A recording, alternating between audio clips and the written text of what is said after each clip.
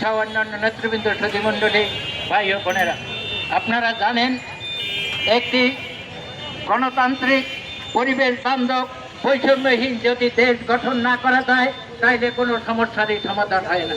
সেই কারণে আমরা দেখেছি স্বাধীনতার পর, মুক্তিযুদ্ধের পর যারাই সরকারে এসেছেন তারাই বৈষম্য করেছেন, এইসব উস্কানি দিয়ে বলৎকার দর্শন সৃষ্টি করেছে।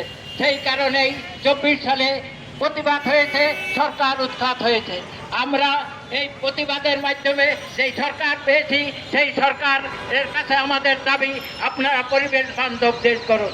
পরিবেশ বান্ধব দেশ করতে হলে বেকারদের সমস্যার সমাধান করতে হবে, অন্ধ প্রতিবন্ধী পঙ্গুদের পুনর্বাসন করতে হবে, শিক্ষাকে আধুনিকায়ন করতে হবে।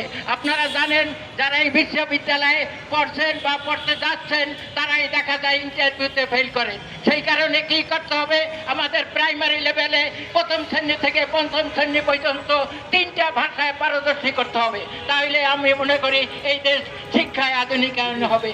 তাই আসুন আমরা সবাই ঐক্যবদ্ধভাবে এই দেশটাকে বৈষম্য বিরোধী আধুনিক গণতান্ত্রিক ক্ষুধা দারিদ্র্য মুক্ত দেশ করি। সবাইকে ধন্যবাদ। বাংলাদেশ চিরজীবী হোক।